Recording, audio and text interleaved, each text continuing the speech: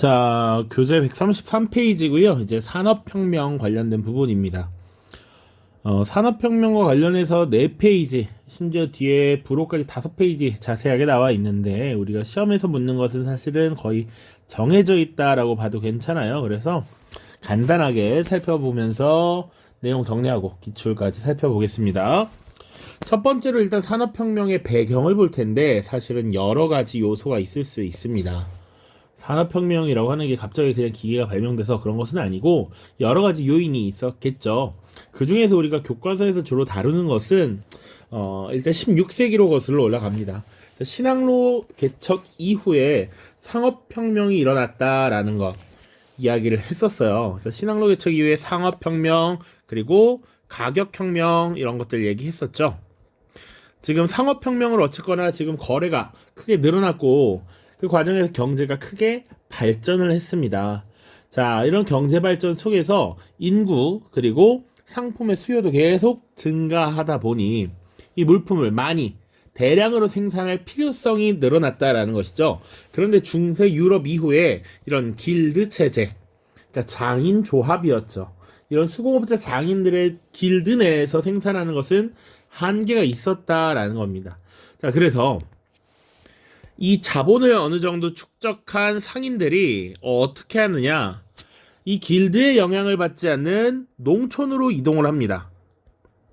자, 농촌으로 이동을 하는데 그 과정에서 원재료와 임금을 지불하고 물품을 생산하도록 하는 선대제 방식 이런 것들이 도입되고요. 혹은 좀 더 나아가서는 매뉴팩처라고 해서 공장제 수공업이 많이 행해집니다. 그러니까 여러 사람들을 공장에 모아서 전문적인 분업과 협업을 통해서 물품을 생산하는 시스템을 매뉴팩처라고 하죠.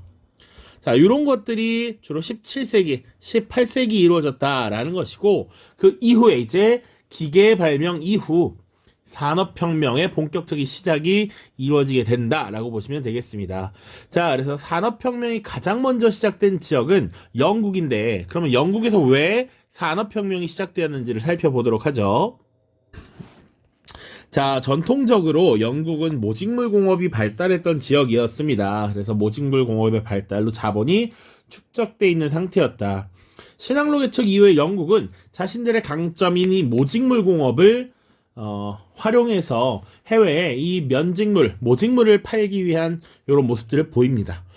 자, 그리고 영국 내에서 경제 발전이 끊임없이 이루어지면서 인구가 증가했고요. 식민지 쟁탈전에 승리를 하게 되면서 국내뿐만 아니라 각종 해외에 시장이 굉장히 풍부해졌다라는 겁니다. 자, 우리가 식민지 쟁탈전이라고 하면 대표적인 것도 여러 개가 있지만 여러 가지 기억해야 될 것들 중에 이 시장의 확대라고 하는 것 그리고 해외 시장을 관리하기 위해서 엘리자베스 1세 때 동인도 회사라고 하는 것을 설립을 했었고요. 그쵸? 가장 먼저 네덜란드에서 동인도 회사가 만들어졌고 그 이후에 영국과 프랑스에서도 만들어집니다. 자, 그리고 식민지 쟁탈전 승리라고 하는 것은 정말 많은데 이 18세기 후반 1700년대니까 우리 대표적으로 기억해야 될 것 7년 전쟁이 있죠. 7년 전쟁.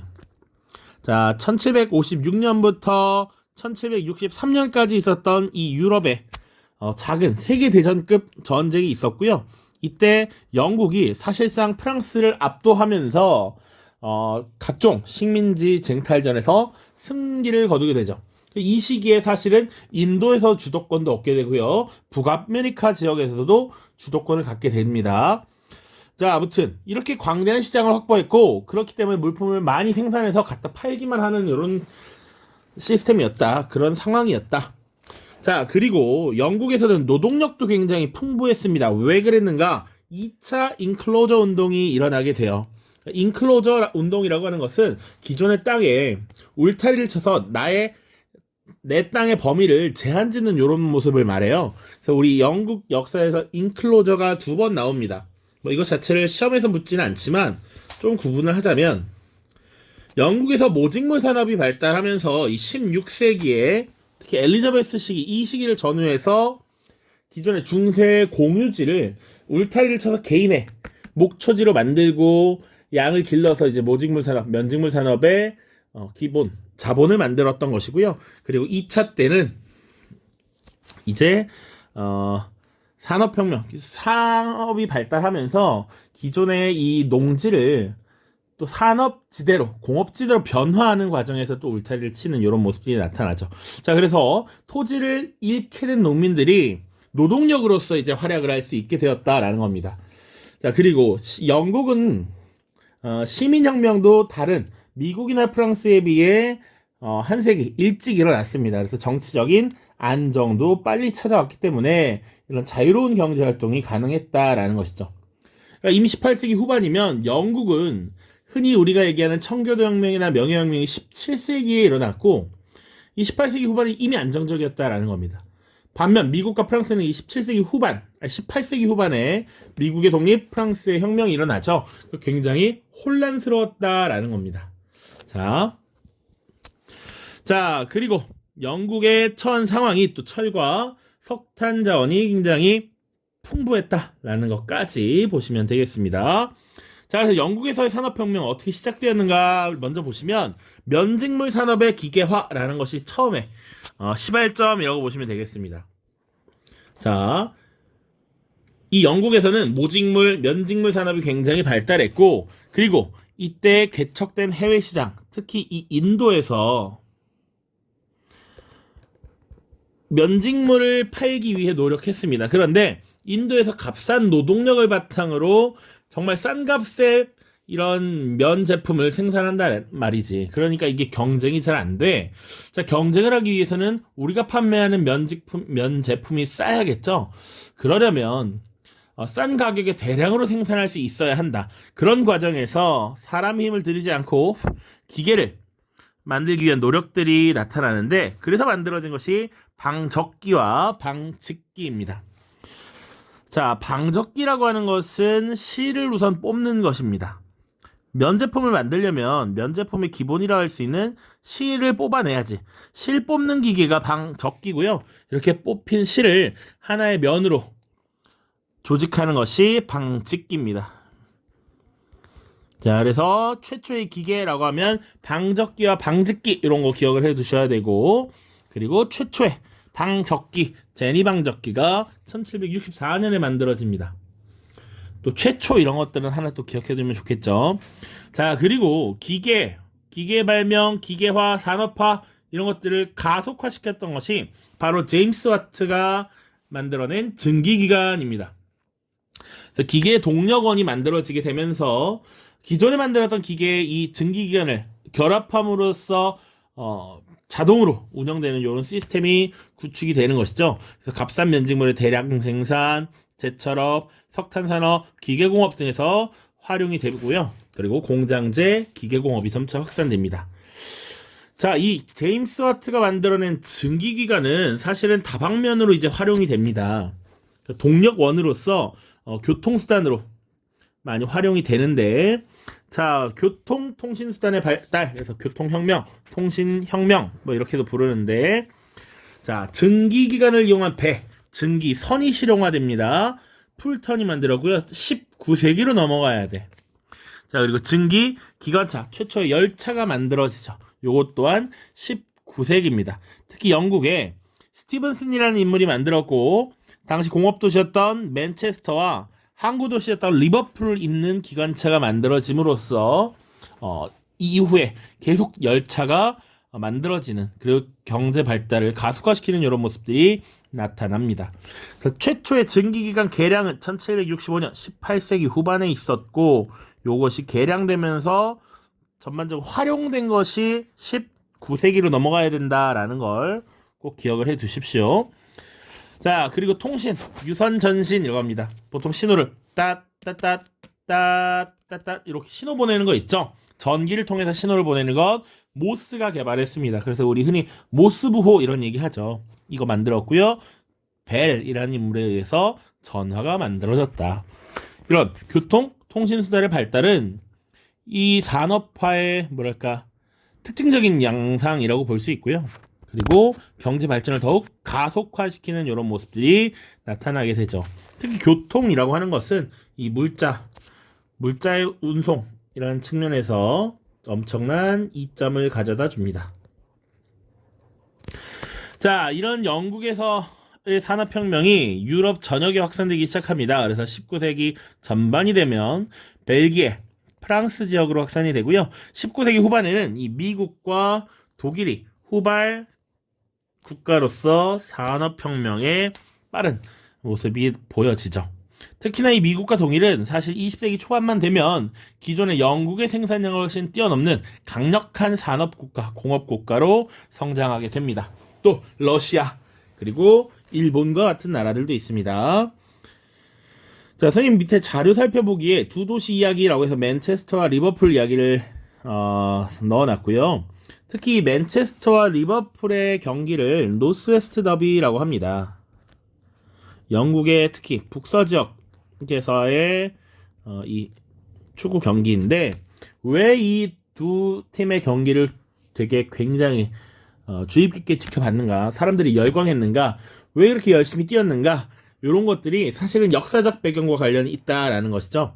그래서 산업도시였던 맨체스터와 한 곳의 리버풀이 사실은 공생 관계에 있었던 도시들인데 이후 후발 산업혁명 국가들이 등장하면서 이 이윤이 떨어진 맨체스터는 리버풀에 납부하는 항세가 되게 아까웠다라는 것이죠. 그래서 독자적인 운하를 개발하려 했고, 그래서 리버풀과 적대적인 관계가 되면서 이 축구 경기에서 이렇게 치열한 모습이 나타났다라는 겁니다. 한번 자세히 읽어보시길 바래요. 자, 그 다음입니다. 산업사회 형성과 사회 문제. 자, 산업화라고 하는 거 분명히 우리에게 많은 이점을 가져다 주었습니다. 그러나 그 이면에 발생한 여러 가지 문제가 있었다라는 것이죠. 그래서 같이 볼 필요가 있는데, 산업화, 기계의 발명, 그러니까 핵심은 이 산업화라는 것이 기계가 발명되고 기술의 혁신이 이루어지면서 대량 생산이 가능해졌다라는 것이죠. 자, 그럼 이런 것들이 당연히 어떤 이점을 가져다 줄 수 있느냐 보시면 당연히 생산성이 늘어나겠죠. 그리고 이게 판매가 잘 되면 국민소득이 자연스럽게 증가할 것입니다.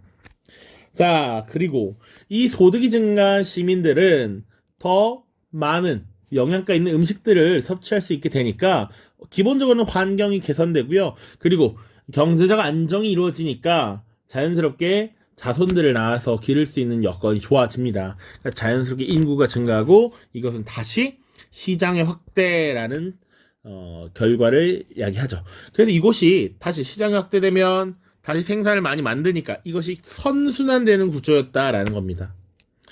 자, 그리고 교통통신수단이 발달하면서 점차 도시화가 진행되죠.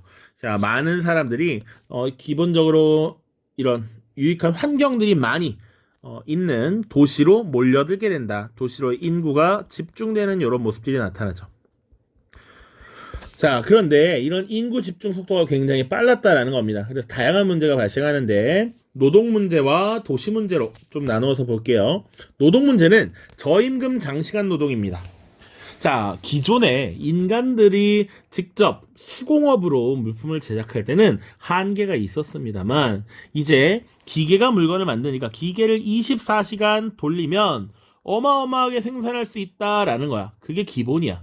그리고 사람들은 이 중간에서 이것들을 관리하는 역할을 해야 돼. 그런데 아이러니하게도 이 기계들을 돌리면서 관리를 하려면 사람들도 그만큼 일을 해야 된다라는 것이죠.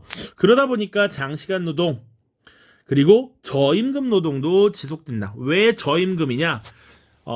물품을 생산하는 데 가장 많이 드는 비용 중에 하나가 인건비죠. 그러니까 이 인건비를 낮춰야 물품 가격을 최대한 낮게 형성해서 가격 경쟁력을 확보할 수 있기 때문에 그런 문제들이 많았고, 그리고 상대적으로 임금이 더 적은 여성들 혹은 아동들이 노동에 투입되는 이런 모습들이 나타났다라는 겁니다. 자, 그리고 도시 문제는 인구가 급격하게 집중이 되면서 주택이라든지 위생시설이 부족해서 역으로 건강을 위협하는 모습들도 나타나고 있다. 자, 이런 문제들이 나타나고 있고요. 그래서 이것을 개선하기 위한 여러 움직임이 또 나타난다 라고 이야기를 했습니다. 자, 첫 번째로 노동운동부터 보도록 하죠. 자, 기본적으로 노동자들은 점차 실업하는 인구들이 많아집니다. 가장 기본은 노동자들의 실업 문제겠지. 기계들이 등장하면서 이 노동자들의 일자리가 점점 줄어드는 문제도 분명히 발생했습니다. 이런 것들이 왜 일어났느냐? 이것은 당연히 기계가 나타났기 때문이야. 그래서 기계를 파괴해야겠다라고 하는 러다이트 운동이 전개됩니다. 물론 이 공장주, 기계들을 운용하는 공장주의 입장을 대변한 정부가 이들을 탄압하는 모습이 굉장히 많이 나타났다. 자, 그리고 노동자들도 스스로 자신들의 권익을 지키기 위해서 노동조합을 결성합니다. 임금 인상이라든지 노동 조건의 개선을 요구하면서 정부의 어떤 입장을 표명하게 된다. 그리고 특히 영국의 경우에 자신들의 입장을 들어주는 정당에 지지를 하는 모습들이 나타나. 이게 어찌 보면 당연한 것이죠. 자신들의 입지를 지지해주는 정당, 노동자들의 입장을 대변하는 정당을 지지하게 돼. 그래서 영국에 지금 보면 노동당이라고 하는 정당이 있죠. 노동자들을 대변하는 이런 모습들이 나타나기도 한다. 자, 그러니까 정부에서는 정부 차원의 대응을 마련하기도 하죠. 공장법이라는 것이 제정됩니다. 1833년이었고요. 장시간 노동을 제한하고 여성과 아동을 보호합니다. 일견 그런 것도 있습니다. 의무교육제도를 마련해서 학생들이 다 일정 연령 되면 교육을 받도록 해. 그럼 공장에 나갈 수 없다라는 것이죠. 그런 차원에서도 이런 복지제도가 마련된다. 연도도 좀 보시면요. 이 공장법이라고 하는 거, 우리 1차 선거법 개정이 언제 있었냐면 1832년에 있었습니다. 이때 신흥 상공업자들이 참정권을 얻게 됐고, 사실 그 이후에 노동자들의 불만이 있었다라는 것이죠. 그래서 이에 대한 대응으로 나중에 1838년 차티스트 운동이 일어났다라고 얘기했습니다. 그쵸? 자, 그러니까 이 중간에 이런 것들이 나타났다라는 것이지, 공장법 제정. 그러니까 노동자들을 대변할 수 있는 정부의 노력도 있었다. 그럼에도 불구하고 사실은 참정권이라고 하는 고귀한 권리를 획득하기 위해 또 들고 일어났던 것이죠. 자, 차티스트 운동 역시 나와 있죠. 1838년도에 있었던 노동자들이 참정권 획득을 위해서 투쟁을 벌였던 것 이야기하고 있습니다. 그 다음 노동운동 외에 사회주의도 등장합니다. 기존에 나타난 자본주의를 비판하고 자본주의의 문제점을 개선하고 새로운 사회를 만들자라고 했던 겁니다. 사회주의라고 하는 게 우리가 흔히 생각하는 공산주의, 이런 것들이 그냥 사회주의가 아니고, 사회주의는 되게 폭넓은 개념이다. 그 중에 하나가 있는 것이고요. 자, 보겠습니다. 자, 최초에 등장한 사회주의는 이런 모습을 띄었다라는 겁니다. 경쟁 대신에 협동을 내세웠다. 그동안 과도한 경쟁, 생산 경쟁이 오히려 이 사회를 불안하게 만들고 힘들게 만드니까 그러면 안 된다. 경쟁 말고 협동을 내세우면서 우리 이상적인 공동체를 만들자라고 주장을 했던 사람들이고요. 푸리에나 생시몬 같은 프랑스의 인물들이 있고요. 로버트 오원이라고 하는 인물은 실제로 영국 사람인데 영국과 미국의 협동촌을 실제로 건설합니다. 그래서 노동자들의 생존을 위해서 이런저런 복지를 제공하기도 하고요. 일종의 실험을 해봤던 것이죠. 뉴 라나크라고 하는 협동촌을 만들어서 일종의 실험을 했다. 그러나 사실 이런 것들은 지속 가능한 것이 아니었다라는 것이죠. 이것은 어떻게 보면 공장주나 자본가들의 선의에 기대야 하는 것이었기 때문에 이것은 실현되기 어렵다라고 비판을 하면서 등장한 사람들이 과학적 사회주의라고 불리는 사람들입니다. 마르크스와 엥겔스라고 하는 인물이고요. 독일 사람인데 이들은 노동자들의 단결, 그리고 자본가와 노동자 간의 계급 투쟁을 주장했습니다. 그러니까 이 자본가와 공장주 이런 사람들은 뭐냐면 생산시설과 수단을 가지고 있는 사람이고요. 노동자는 그렇지 못한 사람이죠. 그러니까 이 구조는 사실상 생산수단을 가진 사람들이 가지지 못한 사람들을 억누르고 억제하는 이런 모습이야. 그렇기 때문에 이 노동자들이 끊임없이 계급 투쟁을 벌이게 되고, 궁극적으로는 사실 노동자들이 이를 뒤집어 엎고 모두가 평등한 사회가 도래할 것이다, 이렇게 설명을 하거든요. 그래서 이 자본주의 체제의 법칙, 이런 운동 법칙을 과학적으로 설명하려 했고, 계급 투쟁의 결과 결국 자본주의는 소멸될 것이고 평등한 공산주의 사회가 돌아갈 것이다 라고 마르크스와 엥겔스 같은 인물들이 주장을 했죠. 그래서 마르크스, 엥겔스, 과학적 사회주의 이런 것들이 공산주의와 연계가 됩니다. 자, 요 정도로 지금 내용 정리했고요. 교과서의 내용 한번 살펴보겠습니다.